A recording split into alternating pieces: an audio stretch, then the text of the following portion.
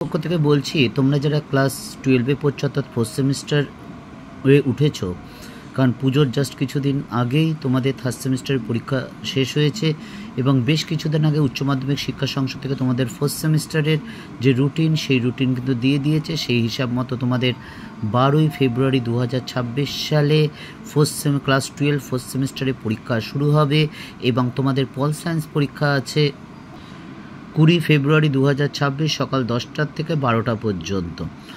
তোমরাই হচ্ছে সেই প্রথম ব্যাচ যারা সেমিস্টার পদ্ধতিতে উচ্চ মাধ্যমিক পরীক্ষা দেবে, অর্থাৎ এই পদ্ধতিতে তোমরাই প্রথম ব্যাচ এবং এই সিলেবাসে তোমরা প্রথম। কাজেই তোমাদের এর আগে কোনো আমাদের কাছে মডেল কিছু নেই এবং আমরা সকলেই চেষ্টা করছি তোমরা যাতে কোনো সমস্যার সম্মুখীন না হও। থার্ড সেমিস্টারে তোমরা দেখেছো যথেষ্ট সিলেবাস বড় এবং প্রায় প্রত্যেকেই আমার মনে হয় এই সিলেবাস শেষ করতে গিয়ে যথেষ্ট সমস্যার সম্মুখীন পড়তে হয়েছিল। কাজেই সেই জন্য বলছি, ফার্স্ট সেমিস্টারে এই তোমাদের পল সায়েন্সে 8টা চ্যাপ্টার আছে, হিসাব মতো 3.5 মাস বা 4 মাস পরীক্ষা বাকি, তার মধ্যে পুজোগুলো রয়েছে সব। কাজেই খুব ভালো করে পড়াশোনা এখন থেকে শুরু করে দাও। জানি বলতে কেমন লাগছে, তবুও বলতে বাধ্য হচ্ছে, কারণ যেহেতু শিক্ষক, কারণ জানুয়ারি মাসে বা ডিসেম্বর মাসে বা জানুয়ারি মাসে গিয়ে কিন্তু নাহলে তোমরা হাবুডুবু খাবে।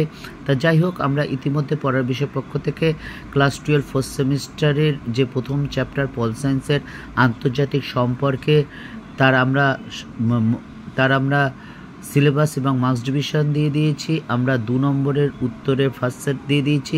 আমরা এই চ্যাপ্টারের সাজেশনও দিয়ে দিয়েছি। এই ভিডিওতে আমরা পড়ার বিষয় পক্ষ থেকে তোমাদের এই চ্যাপ্টার থেকে অর্থাৎ ইউনিট 1 আন্তর্জাতিক সম্পর্কে মৌলিক ধারণা এবং রাজনীতির নীতি, এর যে গুরুত্বপূর্ণ 6 নম্বরের প্রশ্ন থাকবে তার একটা নিয়ে আলোচনা করব। এই চ্যাপ্টারতে দেখো 6 নম্বরের 2টো প্রশ্ন থাকবে, তোমাকে কিন্তু একটি কোশ্চেন লিখতে হবে এবং আশা করি দীর্ঘ 23-24 বছর শিক্ষকতার অভিজ্ঞতায় এই প্রশ্নটা কিন্তু আসার সম্ভাবনা খুব আছে। তা চলো আমরা শুরু করি। দেখো, কোশ্চেনটা হচ্ছে আন্তর্জাতিক সম্পর্ক বলতে কী বোঝো এবং আন্তর্জাতিক সম্পর্ক ও আন্তর্জাতিক রাজনীতির মধ্যে পার্থক্য আলোচনা করো। এতে মার্কস ডিভিশন আছে 2+4 বা এটা শুধু পার্থক্যটাও আসতে পারে, সেক্ষেত্রে 6। যাই হোক, আন্তর্জাতিক সম্পর্কে আমরা 2 নম্বরে যে সাজেশনটা নোটটা দিয়েছি তার মধ্যে এই দ্বিতীয় কোশ্চেনটা এটাই আছে এবং একই লেখা আছে। তা যাই হোক, আন্তর্জাতিক সম্পর্ক হলো যে রাষ্ট্র বা বিভিন্ন দেশ, তার আন্তর্জাতিক সংস্থা, বহুজাতিক কর্পোরেশন এবং অন্যান্য যে সংস্থাগুলো আছে তাদের মধ্যে পারস্পরিক সম্পর্ক এবং কার্যকলাপের অধ্যয়ন। এবং কী কার্যকলাপ, সেগুলো মূলত রাজনৈতিক, অর্থনৈতিক, সামাজিক, ধর্মীয়, সাংস্কৃতিক সব বিষয়কে বোঝায়। এই আন্তর্জাতিক সম্পর্ক এবং আন্তর্জাতিক রাজনীতির মধ্যে বেশ কিছু পার্থক্য লক্ষ্য করা যায়। তার মধ্যে প্রথম পার্থক্যটা হচ্ছে বিস্তৃতি। আন্তর্জাতিক সম্পর্ক শুধুমাত্র রাজনীতি নয়, এই রাজনীতির সাথে সাথে সামাজিক, অর্থনৈতিক, ধর্ম, সাংস্কৃতিক, কূটনীতিক সব ধরনের একটা রাষ্ট্রের সাথে অন্য রাষ্ট্রের যে সম্পর্ক হতে পারে সেইগুলো সব কিছুই বোঝায়। অপরদিকে আন্তর্জাতিক রাজনীতি মূলত রাজনীতি সংক্রান্ত, অর্থাৎ ক্ষমতা, স্বার্থ, কূটনীতি, যুদ্ধ, এই অর্থাৎ একটা রাষ্ট্রের সাথে অন্য রাষ্ট্রের যে সম্পর্ক সেইগুলোকে বোঝায়। দেখো, দ্বিতীয় পয়েন্টটা হচ্ছে বিষয়বস্তু। এই আন্তর্জাতিক সম্পর্ক আলোচ্য বিষয় বা বিষয়বস্তু অনেক বিস্তার, অনেক বেশি, যেমন বাণিজ্য,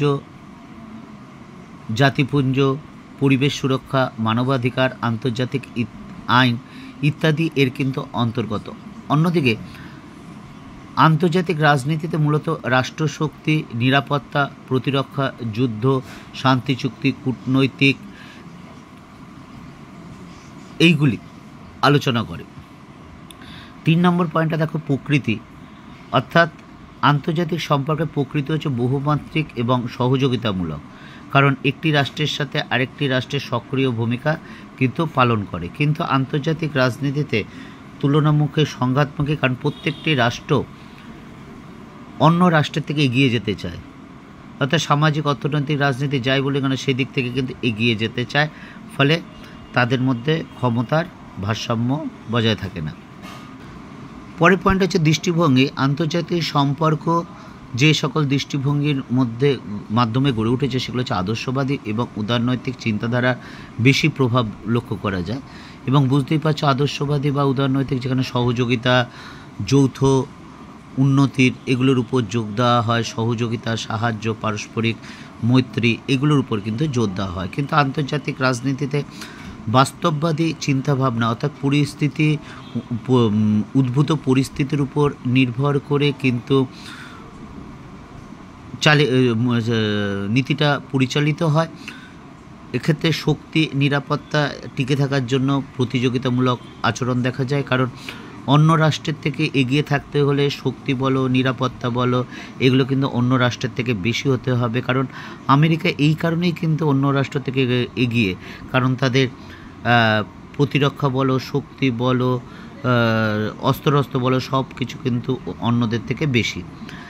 পরের পয়েন্ট হচ্ছে ব্যবহারিক ক্ষেত্র।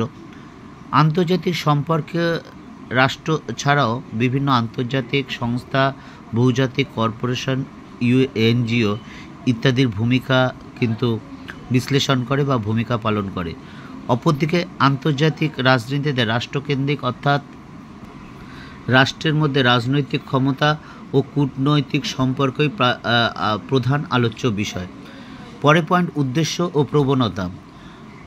আন্তর্জাতিক সম্পর্ক বিশ্ব শান্তি, সহযোগিতা এবং টেকসই উন্নয়ন অর্থাৎ আরও উন্নতি এই লক্ষ্যে বা এই প্রতিষ্ঠার লক্ষ্যে কাজ করে। কিন্তু অপরদিকে আন্তর্জাতিক রাজনীতি অনেক সময় সংঘাত, প্রতিদ্বন্দ্বিতা এবং কৌশলের মাধ্যমে ক্ষমতা বিস্তারে প্রাধান্য দেয়।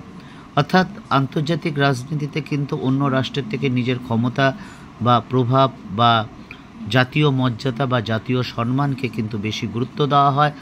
কাজেই আমরা রিসেন্টলি এই বিষয়ে আমরা একটা ঘটনাও দেখেছি, নিশ্চয়ই তোমাদের বুঝতে পেরেছ আমি কোনটা বলছি, যে এশিয়া কাপের ঘটনাটা, যেটা কিন্তু জাতীয় রাষ্ট্র বা মর্যাদার ক্ষেত্রে কিন্তু প্রাধান্য দেয়।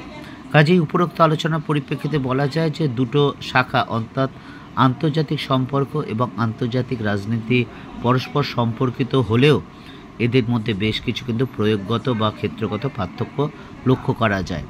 পড়া বিষয়ের পক্ষ থেকে এতটুকুই। আবার বলছি, এই প্রশ্নটা কিন্তু খুব গুরুত্বপূর্ণ।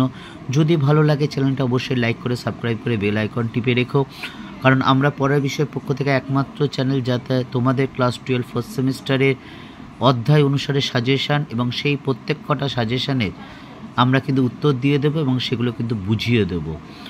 এবং তোমাদের যদি কোনো সমস্যা হয় অবশ্যই বলো। তোমরা জানো আমাদের পড়ার বিষয় চ্যানেলটা আমি ব্যক্তিগতভাবে নয়, আমি আমার দীর্ঘ 23-24 বছর শিক্ষকতার অভিজ্ঞতা, এছাড়া আমি ছাড়া আরও 13 জন শ্রদ্ধেয় শিক্ষক শিক্ষিকা আছেন যারা প্রত্যেকেই বিভিন্ন স্কুল কলেজের সাথে যুক্ত। এর মধ্যে 3 জন কেরিয়ার কাউন্সিলর আছেন এবং এর মধ্যে যিনি সবচেয়ে অভিজ্ঞ তিনি প্রায় 37-38 বছর অভিজ্ঞতা সম্পন্ন। কাজে তোমরা উচ্চ মাধ্যমিক পর কে কী করতে চাও, তুমি কি করতে চাও, এটাই ব্যাপার। সেই ব্যাপারে তোমাদের যদি কোনো জানার ইচ্ছা থাকে বা আগ্রহ থাকে বা তাহলে আমাদের জানাতে পারো। আমরা কিন্তু তোমাদের সমস্যার সমাধান অবশ্যই চেষ্টা করব। আমরা ইতিহাস ছাড়া রাষ্ট্রবিজ্ঞান, দর্শন এবং শিক্ষা বিজ্ঞানের 4টে বিষয়ে নোট, সাজেশান এবং পরীক্ষার 1 মাস আগে একটা ফাইনাল সাজেশান দেব এবং সেগুলো কিন্তু উত্তরও দিয়ে দেবো। যদি ভালো লাগে তাহলে চ্যানেলটি অবশ্যই লাইক করে, সাবস্ক্রাইব করে, বেল আইকন টিপে রেখো, কারণ তোমাদের সহযোগিতা, সাহায্য, সমর্থন আমাদের একান্তভাবে দরকার, এটা আমরা কামনা করি। আরেকটা কথা, উচ্চ মাধ্যমিক শিক্ষা সংসদ থেকে তোমাদের জন্য যে গুরুত্বপূর্ণ নোটিফিকেশান দেয় সেগুলো কিন্তু আমরা সেই দিনই তোমাদের সামনে তুলে ধরবো। আমরা প্রতিশ্রুতি দিয়েছি, সেই অনুসারে আমরা কিন্তু কাজ করেও যাচ্ছি। নিশ্চয়ই তোমরা দেখেছো আমরা বিভিন্ন রকম নোটিফিকেশান যেগুলো তোমাদের দরকার আমরা তুলে ধরি। বিল গেটস বলেছিলেন তিনি অনেক মেধাবীকে ব্যর্থ হতে দেখেছেন কিন্তু কোনো পরিশ্রমীকে ব্যর্থ হতে দেখেননি। কাজেই ভালো করে সততার সাথে পরিশ্রম করো, অবশ্যই সফলতা আসবে। পড়া বিষয় পক্ষ থেকে এতটুকুই। অগ্রিম শুভেচ্ছা রইল সকলের জন্য।